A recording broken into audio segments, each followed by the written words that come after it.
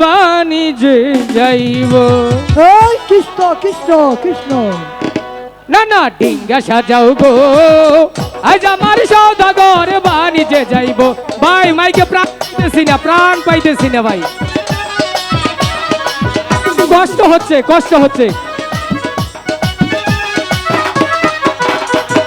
ছয় পোলা লইয়া চান্দ যাইব বাণিজ্যে, আমরা মাঝি যাইব দুজন নৌকা বাইতে বাইতে।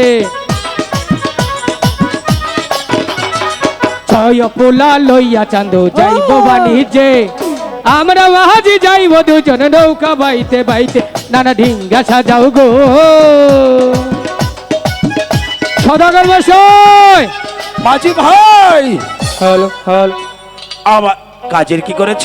হ্যাঁ, কাজ কমপ্লিট। পানি 13 তলা, ডিঙ্গা 14 তলা, নিচে ছালু বিছাইছি, উপরে কার্পেট ফেলাইছি। বাহ, কিন্তু একটি কাজ করেছ। আবার কি কাম? আমার চৌধুরীকে মধ্যে করে গাহিনী লাগিয়েছ নাকি? 3টা দিছি। 3টা জল চলবে না তো? হ্যাঁ। ও মাঝি ভাই বলেন। কিন্তু আরেকটি কাজ করতে হবে। বলেন কি কাজ? আমার সঙ্গে একযোগে 12 বছর জন্য বাণিজ্যে যেতে হবে। তাও যাবো। যাবে নাকি? হ্যাঁ। তাহলে দাও তোমরা গৃহদামে থেকে বিদায় নিয়ে এসো। আসো। আমি আমার সনেকার কাছ থেকে বিদায় নিয়ে আসি। সনেকা, ওগো সনেকা, স্বামী, তুমি কোথায় সনেকা? আমি মায়ের মন্দিরে পুজো। স্বামী, মায়ের মন্দিরে আরাধনা করতে গিয়েছিলে? হ্যাঁ, মায়ের মন্দিরে আরাধনা করতে গিয়ে। ওগো সনেকা, বলেন স্বামী। তুমি মায়ের মন্দিরে কি চেয়েছো?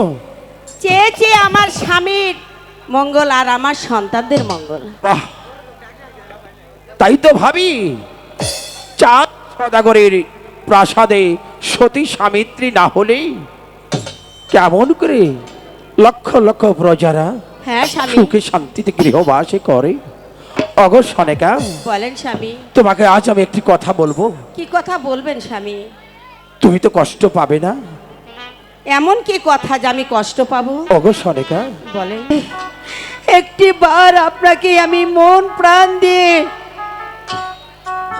প্রণাম করতে চাই। সনেকা, হ্যাঁ স্বামী, ওখানে দাঁড়ান, আমি একটি বার প্রণাম করে নিই।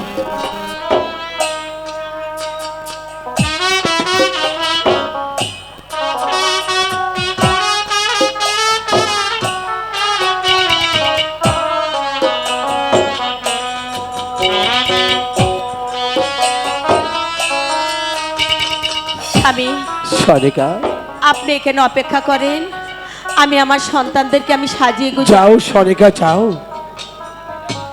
ওগো ঠাক, তুমি স্বর্গ হতে আশীর্বাদ করো, আমি যেন পারি আমার বাবা, আসো আসো। সন্তানকে সুখে শান্তিতে রাখতে। ওগো সর্বতমাঝি গুরুদেব, তুমি আমাকে সহায় থেকো, তুমি আমাদের সহায় থেকো। না না স্বামী, সনেকা, এই দেখেন আমার বুকের মানিকদেরকে আমি সাজিয়ে গুজিয়ে আপনার সম্মুখে এনেছি। সনেকা, এবার আপনি আমাকে হাসি মুখে। ওগো স্বামী, ওগো সনেকা, বলেন স্বামী। যাত্রা পথে তোমার আখি জল যদি ফেলে দাও তাহলে আমি